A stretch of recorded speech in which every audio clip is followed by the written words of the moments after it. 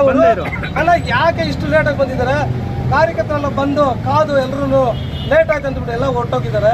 ನೀವು ಲೇಟಾಗಿ ಬಂದಿರೋ ತಪ್ಪಿನಿಂದ ಇವ್ ಜನ ಇಲ್ಲ ಅಂತ ಹೇಳ್ಬಿಟ್ಟು ಹೇಳಿದ್ದಕ್ಕೆ ನನ್ನ ಮಗನೇ ನಾಚಿಕೆ ಆಗಲ್ಲ ನಿನಗೆ ಅಂತ ಹೇಳ್ಬಿಟ್ಟು ಅವರನ್ನು ಏಕವಚನದಲ್ಲಿ ಮಾತನಾಡ್ತಕ್ಕಂಥ ದಲಿತ ಸಮುದಾಯಕ್ಕೆ ಒಂದು ಅವಮಾನ ಮಾಡಿರ್ತಕ್ಕಂಥ ವಿಚಾರ ಅಂತ ಹೇಳ್ಬಿಟ್ಟು ನಾನು ಈ ಸಂದರ್ಭದಲ್ಲಿ ಹೇಳ್ತೇನೆ.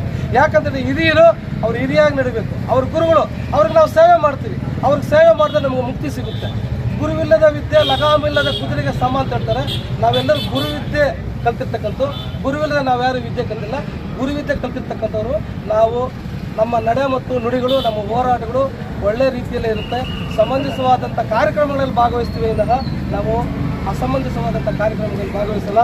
ಆದರೆ ಈ ಒಂದು ಸಂದರ್ಭದಲ್ಲಿ SSD ವೆಂಕಟರಾಮಣ್ಣವರು ಒಬ್ಬ ದಲಿತ ನಾಯಕನನ್ನು, ಅವ್ರು ಚಿಕ್ಕವರು ಇರ್ಬೋದು ದೊಡ್ಡವರಾಗಿರ್ಬೋದು, SSD ವೆಂಕಟರಾಮಣ್ಣನವರ ಹೋರಾಟದ ಹಿಂದಿನ ಇತಿಹಾಸದ ದಿನಗಳನ್ನು ನೆನಪು ಮಾಡ್ಕೋಬೇಕು.